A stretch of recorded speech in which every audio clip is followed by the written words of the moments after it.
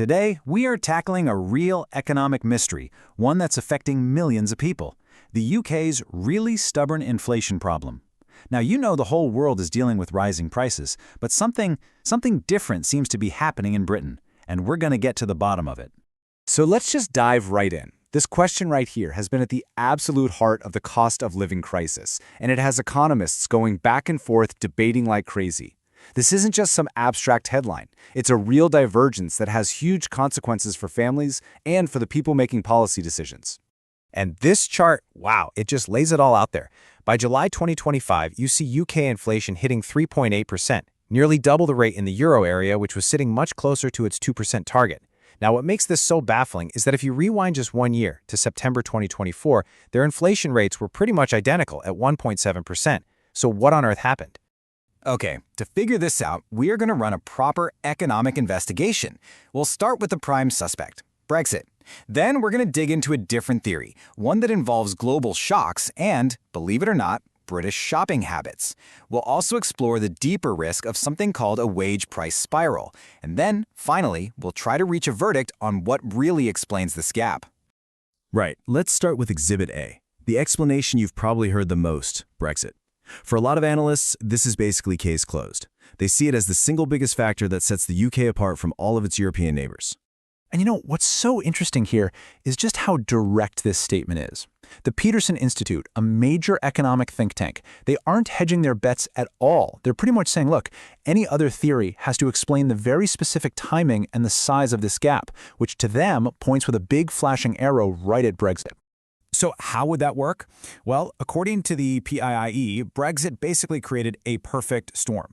First, when the free movement of EU workers ended, the labor supply shrank, making it tougher for businesses to hire and pushing wages up. Second, new trade barriers, well, they just added extra cost to everything coming into the country. And third, all the general uncertainty around economic policy made it harder to keep a lid on people's expectations about future inflation. But hold on, not everyone is convinced it's that simple. Let's look at another really compelling argument, one that suggests the answer isn't in one single policy, but in the unique way that global shocks hit the UK, right down to what we all put in our shopping baskets.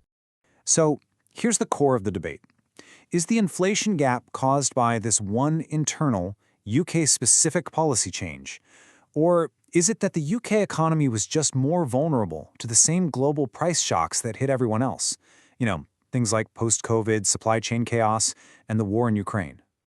Okay, before we go any deeper, just a quick technical point. To make sure we're comparing apples to apples, economists use a standardized yardstick called the Harmonized Index of Consumer Prices, or HICP. Here in the UK, we usually just call it the CPI, the Consumer Price Index. The important thing is, it's designed for exactly this kind of cross-country comparison. Now, here's where this alternative theory gets really, really interesting. According to research from the Economics Observatory, a huge chunk of the difference in food inflation isn't spread out across all your groceries. Nope. It's actually really concentrated. Get this, over 75% of the gap comes down to just 10 specific products. And the chocolate example illustrates this perfectly. So global cocoa prices went through the roof because of some bad harvests. That price hike was similar everywhere, but, and here's the kicker, because people in the UK tend to spend a bigger slice of their food budget on chocolate compared to our European friends, that same price spike had a much bigger impact on the UK's overall inflation number. It's all about our consumption habits. Now let's see how this all builds into an even more worrying economic threat. Because both of our previous theories, whether it's Brexit squeezing the labor supply or global shocks hitting household budgets, they can both add fuel to a really dangerous and persistent problem. And that problem is the classic wage price spiral.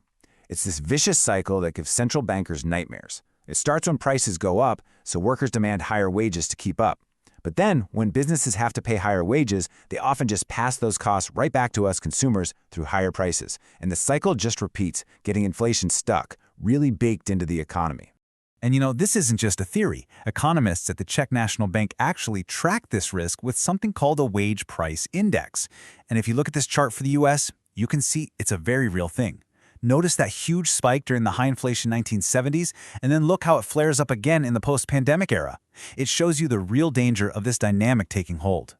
If we look back, history shows us two really clear periods where this risk became a reality in both the UK and the US.